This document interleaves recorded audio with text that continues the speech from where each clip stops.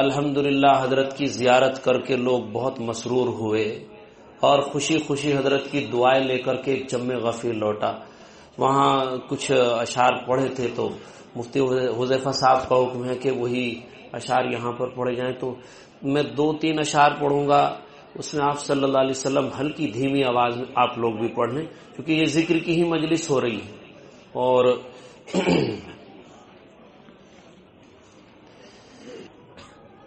احمد مرسل فخر دو عالم صلی اللہ علیہ وسلم، صلی اللہ علیہ وسلم، صلی اللہ علیہ وسلم.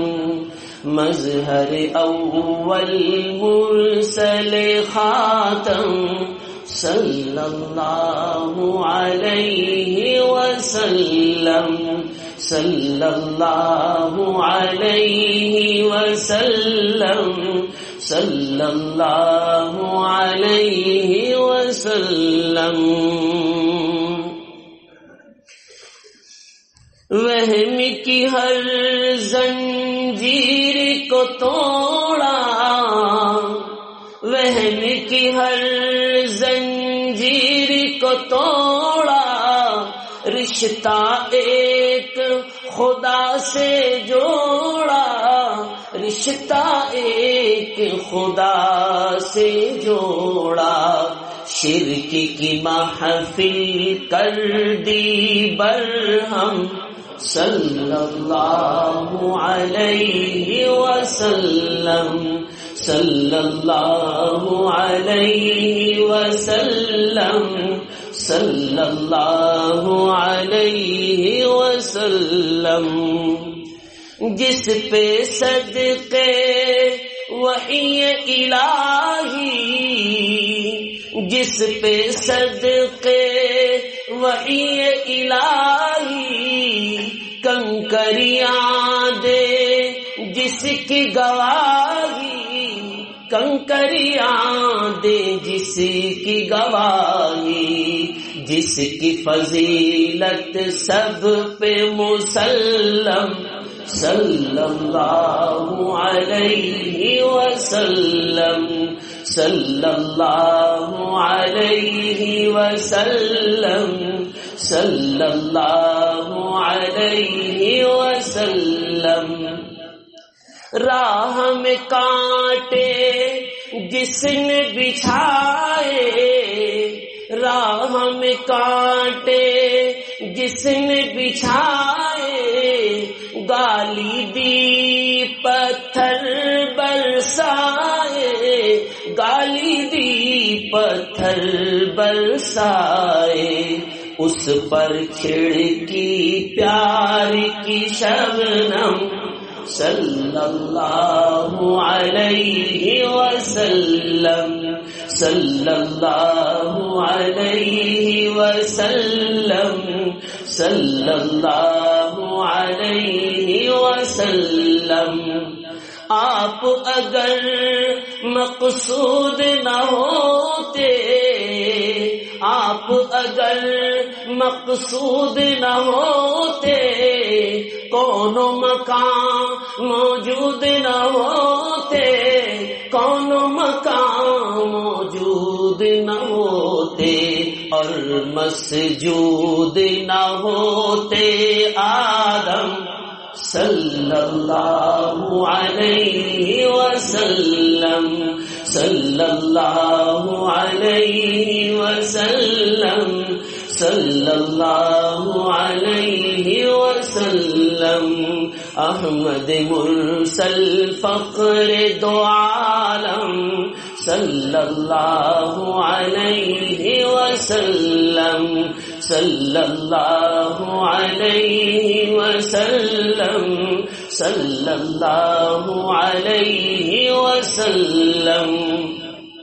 ایک نعت پاک جس کا مجھے حکم ہے انتظامیہ کی جانب سے، اس کے چل اشعار آپ ساتھ میں مل کر کے افضل الذکر لا الہ الا اللہ، صرف کلمہ ذکر کا پڑھیں گے، نعت کا کوئی شعر ساتھ میں نہیں پڑھیں گے، ذکر کا کلمہ ہلکی آواز میں لا الہ الا اللہ ساتھ میں پڑھیں گے۔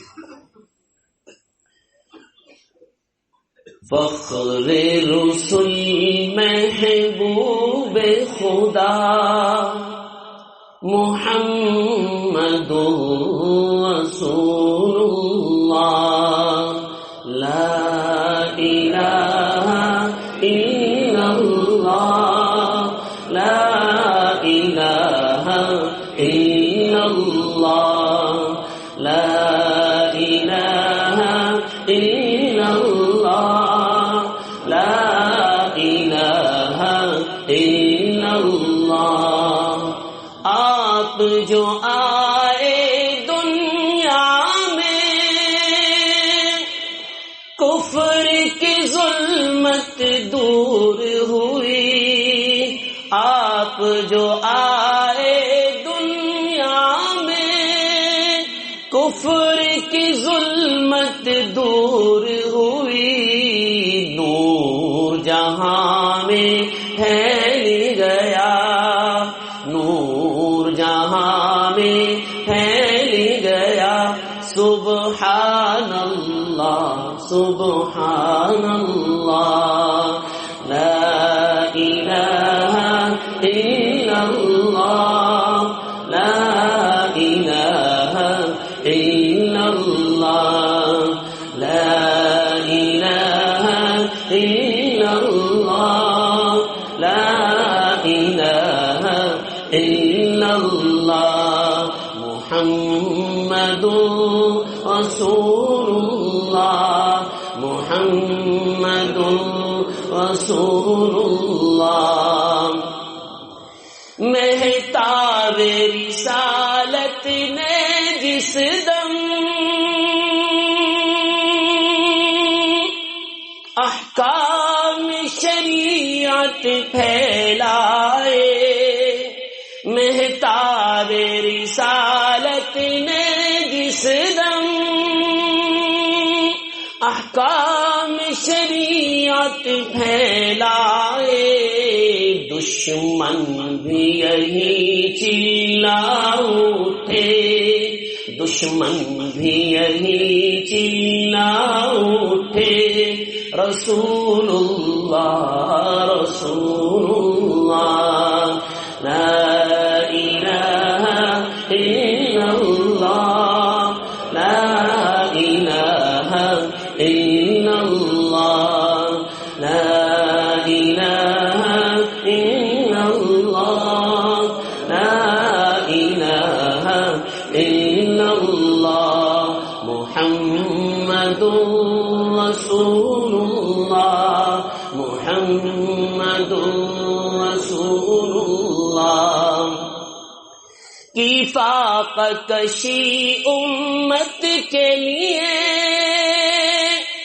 گالی بھی سنی پتھر بھی سہے، کی فاقہ کشی امت کے لیے، گالی بھی سنی پتھر بھی سہے، معراج میں بخشش کی وہ دعا، معراج میں بخشش کی وہ دعا، جزاک اللہ جزاک اللہ، لا الہ الا اللہ، لا الہ الا اللہ، لا الہ الا اللہ، لا الہ الا اللہ، محمد رسول اللہ،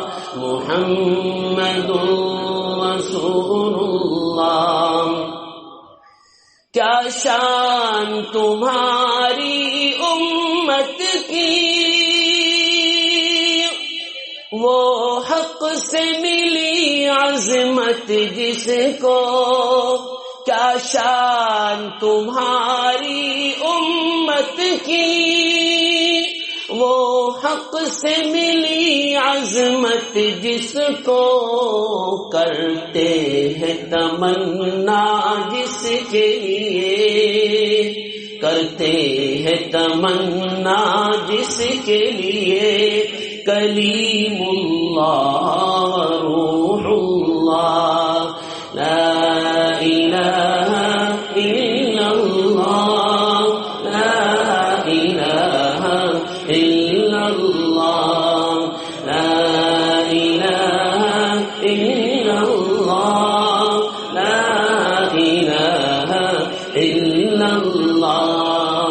فخر رسول محبوب خدا محمد رسول اللہ، لا الہ الا اللہ، لا الہ الا اللہ، لا الہ الا اللہ، لا الہ الا اللہ، محمد رسول اللہ، محمد رسول اللہ۔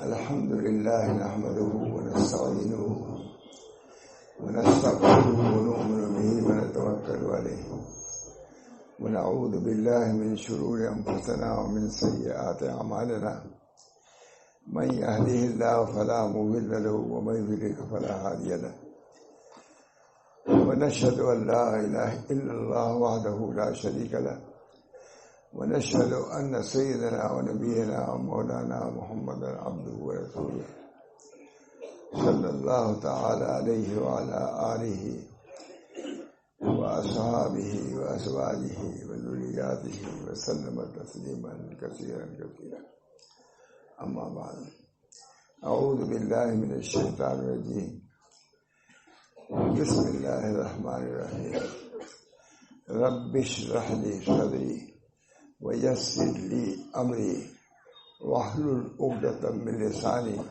يفقهوا قولي، صدق الله العظيم۔ میرے دوستوں، بزرگوں اور عزیزوں، ماشاء اللہ ہمارے خاص متعلق کہنا چاہتا تھا شاگرد تلمید، لیکن مجھے ذرا بے ادبی معلوم ہوئی، تو خاص شاگرد ہی ہے، خاص متعلق محبوب محب۔ انہوں نے جو کچھ بیان کیا اس سے میں خود بہت متاثر ہوا، اور مجھے حضرت رفاعی، سیدنا رفاعی جو بہت بڑے شخص ہیں، ان کی کتاب کا ترجمہ بھی حضرت مولانا تھانوی رحمۃ اللہ علیہ نے کرایا ہے، مولانا ظفر احمد صاحب نے کیا ہے، بہت عمدہ کتاب ہے۔ ایسی کتابیں جن کا ترجمہ کرایا ہے حضرت تھانوی رحمۃ اللہ علیہ نے، اس کا ضرور مطالعہ کرنا چاہیے، کسی وجہ سے کرایا ہے۔ بہت سی کتابوں کا ترجمہ، اس میں سے ایک وہ بھی کتاب ہے کہ سیدنا رفاعی کی کتاب کی ترجمہ کرایا ہے حضرت نے، بہت ہی خاص کتاب، بہت ہی ضروری مضامین اس کے اندر اللہ تعالیٰ کے رسول صلی اللہ علیہ وسلم نے بیان کر دیا۔ وہ خود بہت بڑے بزرگ تھے، آپ کو معلوم ہے، بہت مشہور واقعہ ہے، بہت، کہ علامہ رفاعی انہیں کے ہاتھ نکل رہے تھے، اتنے بڑے شخص ہیں کہ نبی اکرم صلی اللہ علیہ وسلم کی خدمت میں مزار پر گئے، انہوں نے کہا یا جدی، میں آپ کے خدمت میں صلاۃ و سلام بھیج دیا کرتا تھا جبکہ دور تھا، اب میں آپ کی خدمت میں حاضر ہو گیا ہوں، اس وجہ سے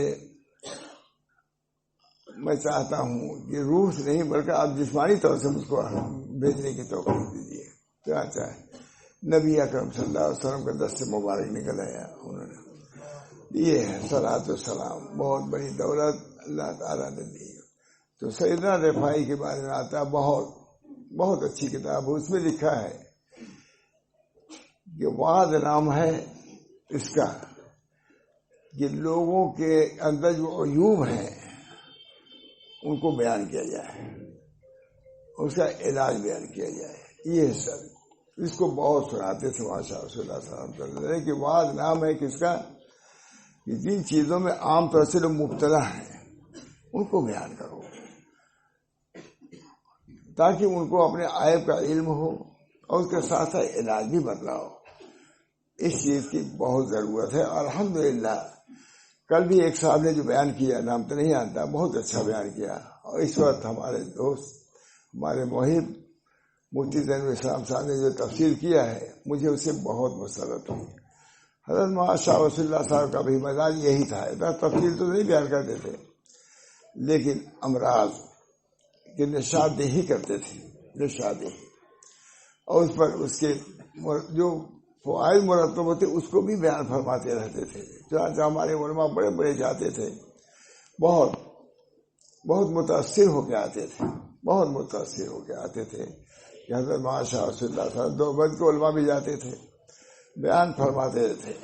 ایک مرتبہ فرمایا, تمام دیوبند کے علماء موجود تھے, میں موجود تھا, کہ دیکھیے مولانا میں ایک مثال دیتا ہوں. جیسے کوئی درخت ہو, اس پر جتنے زیادہ پھل ہوں گے اتنی ہی اس کے اندر جھکا ہوگا. اس ٹہنی پر سب لوگ جانتے ہیں لیکن بہت اہتمام سے مولانا میراج صاحب وغیرہ سب لوگ تھے, بہت بڑے علماء, اور میں بھی طالب علم پیسے سے تھا. کہا دیکھیے میں مثال ایک دیتا ہوں, جیسے کوئی ٹہنی ہو آم کی, امرود کی, اس پر جتنا پھل آئے گا اتنی وہ ٹہنی جھک جائے گی.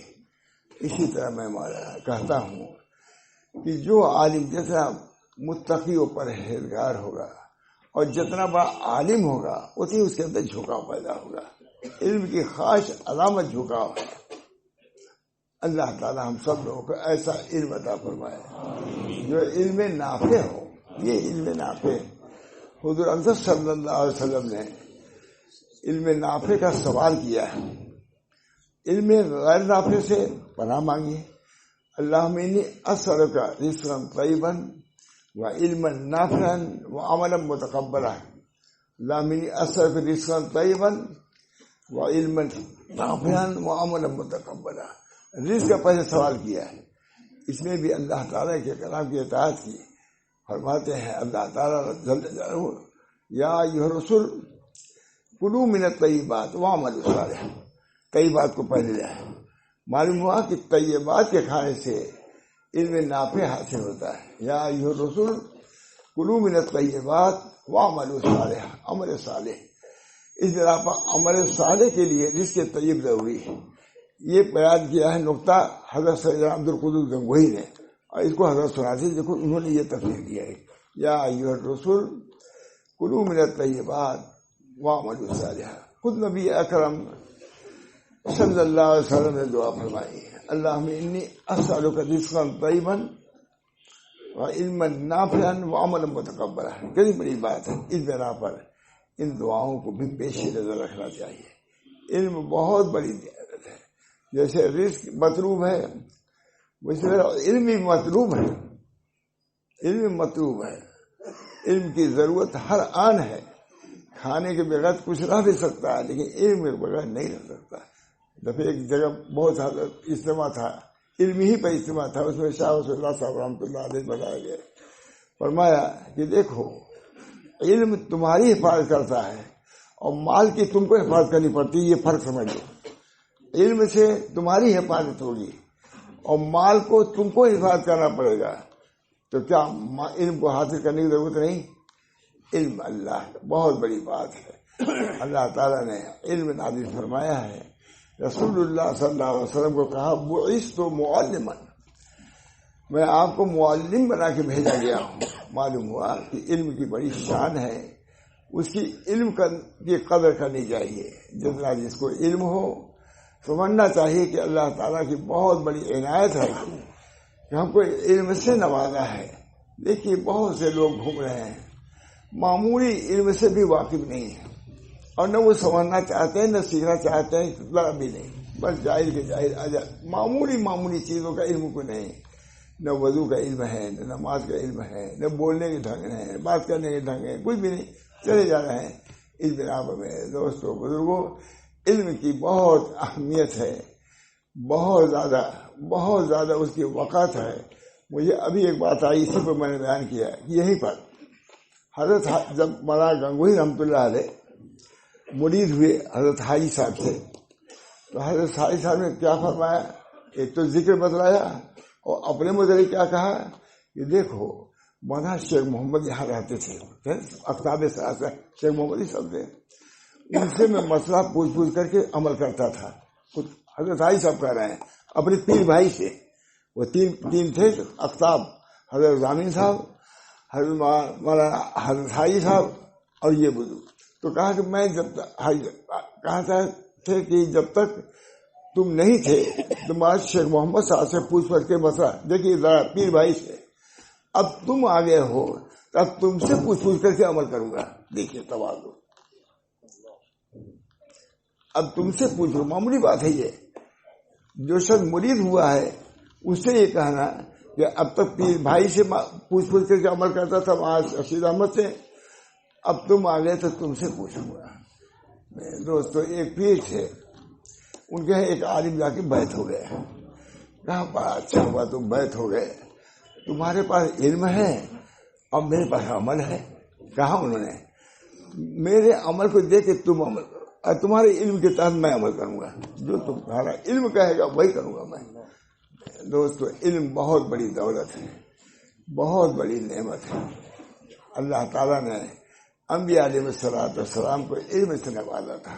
علم کافی، پورا علم دے کر کے دنیا میں بھیجا ہے کہ کہیں حضور اکرم صلی اللہ علیہ وسلم خاموش نہیں ہوئے. جہاں ہوا اچھا بتلاتا ہوں، ادھر متوجہ ہوئے اور معلوم ہو گیا. ادھر فرمایا کسی کی مسجد کے کیا آداب، کیا ابھی بتلاتا ہوں، مسجد کے کام سے متوجہ ہوئے اور بتلا دیا کہ سب سے عمدہ، یہ کسی نے پوچھا کہ سب سے عمدہ جگہ کیا کون ہے، کہا متوجہ ہوئے اللہ کی طرف. یہ کوئی بتلا سکتا ہے کون سی جگہ ہے؟ متوجہ ہوئے اللہ کی طرف. اللہ کی طرف سے الہام ہو گیا کہ سب سے اچھی جگہ مسجد ہے اور سب سے بری جگہ بازار ہے.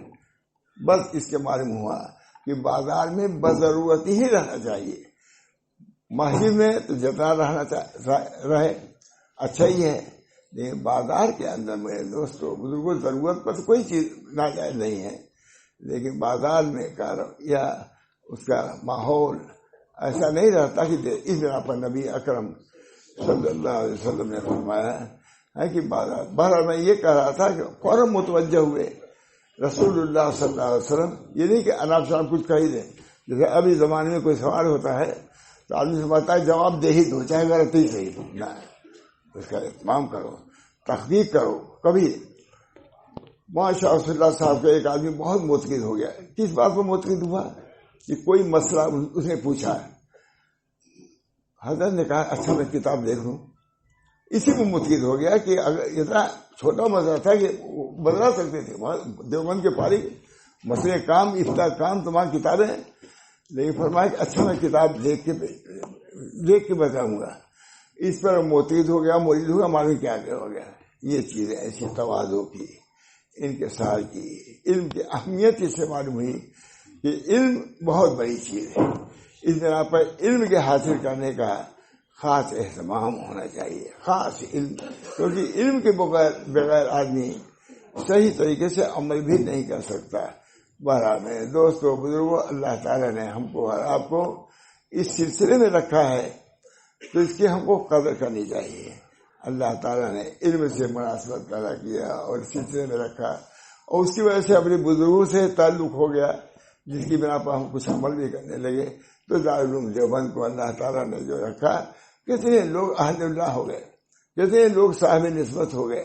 مجھ سے خود ایک آدمی کہا، میں بہت دور گیا تھا، تنہائی میں لے گیا اور یہ کہا مولانا آپ سے ایک بات کہنا چاہتا ہوں. میں نے کہا اگر دیوبند نہ ہوتا، دارالعلوم دیوبند، تو دنیا میں کہاں یہ کام ہوتا، سب ختم گمراہ ہو جاتے آدمی. یہ مجھ سے ایک ظاہر آدمی نے کہا. اللہ تعالیٰ نے ہم لوگوں کو اس سلسلے میں رکھا ہے، اس کی قدر کرنی چاہیے. جیسے کھانے پینے کی قدر کرتے ہیں، اللہ تعالیٰ نے ان کو علم دیا، علم کے راستے پر لگنا چاہیے.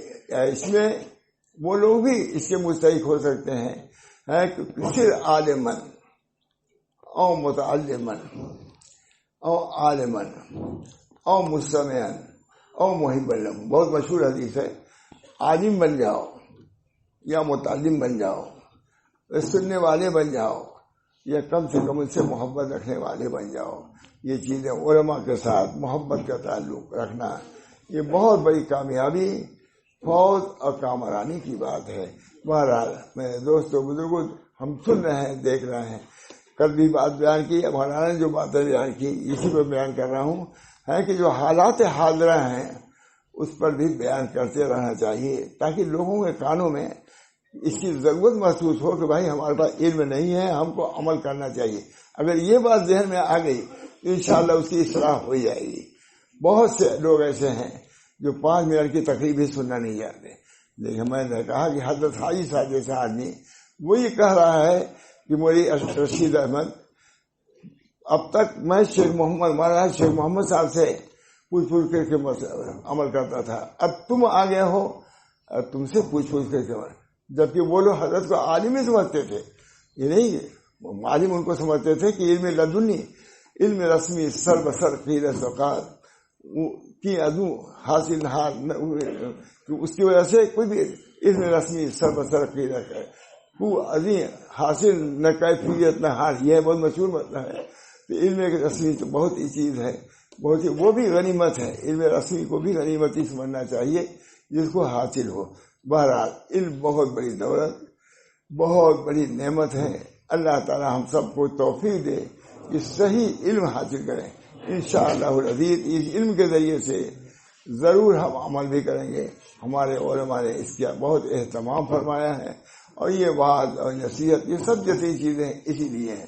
عالم بہت بڑی نعمت ہے، بہت بڑی دولت ہے. حضرت حاجی امداد اللہ فرماتے ہیں بات عالمی کو سمجھ کہ تم لوگ اس لائق تھے کہ میں تمہاری طرف رجوع کرتا ہے، لیکن تم لوگ میرے طرف رجوع ہوئے ہو تو بہت بڑی میرے لیے بہت بڑی بشارت کی چیز ہے.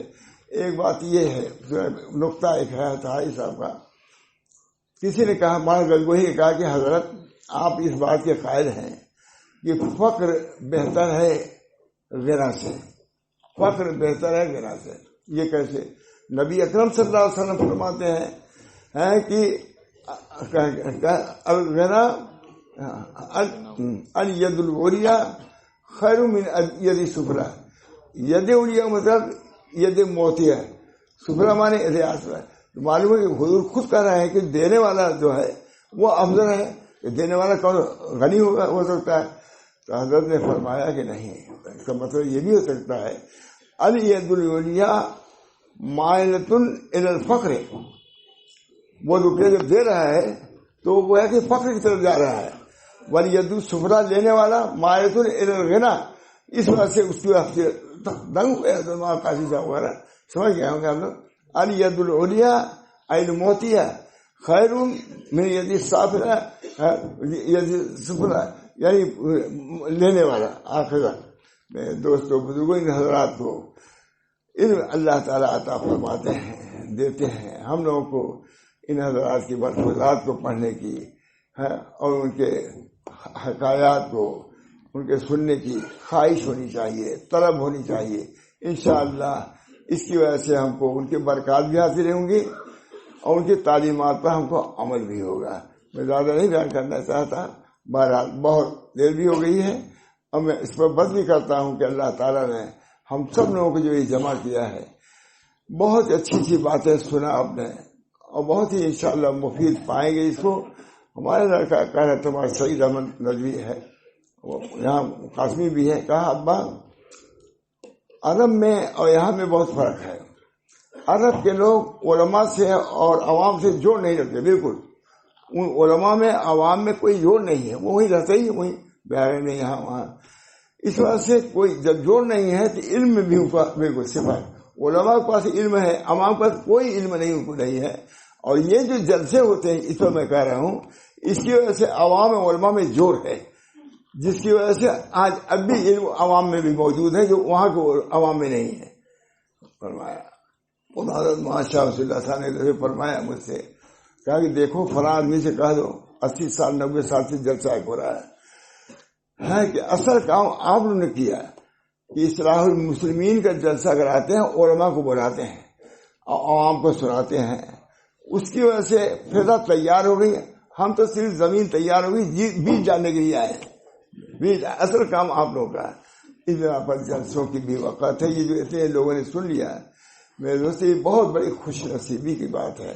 اتنا انتظام ہوا، اور کچھ نہ کچھ تو اثر ضروری ہوگا، اللہ تعالیٰ ضرور اس کی وجہ سے انقلاب فضا میں دین آئے گا انشاءاللہ۔ اللہ سے محبت اور نسبت ضرور اس میں فرق آئے گا۔ اس بنا پر میں مختصر یہ عرض کرتا ہوں کہ یہ جلسے جو ہوتے ہیں کسی بہانے سے میں بھی چلا ہی جاتا ہوں اکثر کہ بھائی جب ہے اس سے بہت سے لوگوں کو بنا محنت کی چیزیں پہنچ جاتی ہیں۔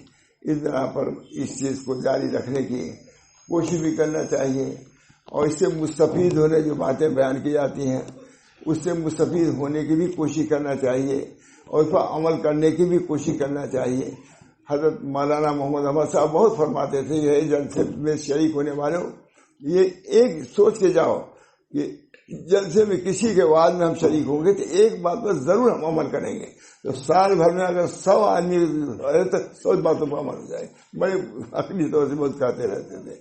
تو اس جلسے سے مجھے بہت خوشی ہے، بہت سے مواقع ملتے ہیں۔ اللہ تعالیٰ ان جلسوں کو کامیاب فرمائے، اور ہم سب لوگوں کو دینی اور دنیوی ہر قسم کی عافیت اس کی برکت سے نصیب فرمائے۔ اس کتاب کے تعلق سے کچھ فرما دیجیے۔ اچھا، اسی لیے تو آیا تھا، لیکن میں نے کہا کہ دیر ہو رہی ہے۔ یہ چاہتا تھا کہ حضرت مولانا تھانوی رحمۃ اللہ علیہ نے جو کام کیا ہے علمی، اس کی طرف بھی توجہ رکھنی چاہیے۔ بہت زبردست کام علمی کیا ہے۔ یہ کتاب انہی میں سے ہے، عام طور سے لوگوں کو معلوم نہیں ہے۔ یہ کتاب تنویر فی اسقاطی تدبیر، یہ کتاب ہے شیخ ابن عطا اسکندری کی، بہت بڑے عالم تھے۔ لکھا ہے، خود لکھا ہے، حضرت حاجی صاحب تھانوی لکھ رہے ہیں۔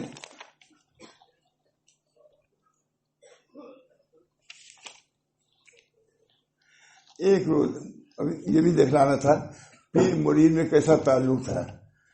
ایک روز حضور پرنور ممدوح ذکر، حضرت تھانوی لکھ رہے ہیں حضرت حاجی صاحب کے متعلق۔ ایک روز حضور پرنور ممدوح ذکر دامہ ذلہم کی محفل قدس و مجلس انس میں منبع فیوز و انوار و مصدر برکات و اسرار ہے۔ ایک دن ممدوح ذکر کی مجلس، جو مجلس انس منبع فیوز انوار و مصدر برکات و اسرار ہے، من جملہ افادات اس مضمون کے بھی تذکرہ ہوا۔ ان کی مجلس میں اس بات کا تذکرہ کیا ہوا؟ ازاجہ کے مقبولان الہی مظہر اتم میں صفت رحمت کے ہوتے ہیں۔ یہ بات آئی کہ جو بزرگان دین ہیں وہ فیوز و انوار معدن کے برکات کے اسرار کے مقصد ہوتے ہیں۔ اس مضمون کا بھی تذکرہ ہوا، ازاجہ مقبولان الہی مظہر اتم و صفت۔ تو یہ کتاب، تو اس کے بعد اثر مزید بیان کرنا ہے کہ مضمون حضرت حاجی صاحب نے کہا کہ یہ کتاب بہت اچھی ہے، اشرف علی تم اس کا ترجمہ کر دو۔ معلوم ہوا کہ حضرت تھانوی کے علم کے واقف تھے، حضرت حاجی صاحب رائے تھے کہ یہ اشرف علی جو ہے اس کو اس کا ترجمہ کر سکیں گے۔ اور میں تو علماء سے طلباء بھی کہتا ہوں کہ ایسا ترجمہ کرنے کا بھی اتنا ڈھنگ سیکھو ہے کہ اپنے اکابر کی کتابوں میں تم ترجمہ کر سکو۔ دیوبند سے آتے ہو، یہاں سے آتے ہو، 2 صفحے کا ترجمہ نہیں کر سکتے تم۔ بہرحال یہ ہے جس کا ہر مضمون، کتاب دیکھا کیا، اس کا ہر مضمون مدلل اور بدال عقلیہ و نقلیہ و کشفیہ ہونے کے سبب مقبول و مرغوب ہے۔ اگر اردو زبان میں اس کا ترجمہ ہو جائے، حضرت حاجی صاحب نے بڑا نجائز کہا وہاں تھانوی سے کہ اگر اردو زبان میں اس کا ترجمہ ہو جائے تو نفع اس کا عام اور فیض اس کا تام ہو جائے، اور عجب نہیں کہ مدعیان مذکور بھی بشرط فہم انصاف و ترک تعصب اظہار راہ راست پا جائے، ورنہ سارے مسلمان تو اس اعتقاد فاسد اور خیال قاصد سے محفوظ رہیں گے اور کسی کے دام میں نہ پھنسو گے۔ نیز اس سے طلبہ کو علم، اب یہ دم دیجیے، نیز اس کتاب کے ترجمے سے طلبہ کو علم، علماء کو عمل، عابدوں کو معرفت، عارفوں کو حال، اہل حال کو مقام، اہل مقام کو کمال، اور اہل کمال کو دولت بیدوار نصیب ہوگی۔ کتاب کی تعریف کر رہے ہیں کہ اس کتاب سے ایسا ہوگا کہ علماء کو علم، عابدوں کو معرفت، عارفوں کو حال، اہل حال کو مقام، اہل مقام کو کمال، اہل کمال کو دولت بیزوال نصیب ہوگی، اور اس نادان ناکارہ کو جو خاص واسطے استفادہ معانیوں و برکات کے حضور میں ہند سے آیا ہوا تھا، اس وقت حاضر محفل فیض مندر تھا، ترجمے کے لیے فرمان ہوا، حضرت علی لکھ رہے ہیں فرمان ہوا، جس پر میں باوجود اپنے نااہلیت کے امتثالاً للامر مستعد بدل و جان ہوا، اور روزانہ تھوڑا تھوڑا لکھتا اور حضور میں سنا دیتا ہے، یہاں تک کہ بہت تھوڑی مدت میں الحمدللہ تمام کو پہنچا۔ اس کتاب کو میں سال بھر سے خرید سنا رہا ہوں، اتنی عمدہ ہے صاحب واقعی۔ حضرت حاجی صاحب کا انتخاب، پھر حضرت حاجی صاحب کا ترجمہ، پھر ایک بہت بڑے عالم دیوبند کو انہوں نے لکھا ہے کہ اس کتاب کا ترجمہ مولوی اشرف علی کر سکتے تھے، بہت عمدہ ہے، مشکل ضرور ہے لیکن پڑھنے سے لطف بھی آتا ہے، کئی تعریف ہوتی ہے۔ اللہ تعالی ہم سب لوگوں کو ان کتابوں کو بھی دیکھنے کی توفیق دے جو حضرت تھانوی نے لکھی ہے، اتنی مٹی ہے، اور میں سب کہتا ہوں یہ لوگ موجود ہیں، قریب سال بھر سے سناتا ہوں قریب، اور ختم ہی نہیں ہو رہی، اتنے علوم اس کے اندر، اتنے معارف ہیں کہ علماء رہتے ہیں عموماً مجلس میں، وہاں پر سبھی پسند کرتے ہیں، لیکن یہ بھی کہتے ہیں کہ ہمارا سمجھ میں تو آتی نہیں پوری طریقے سے۔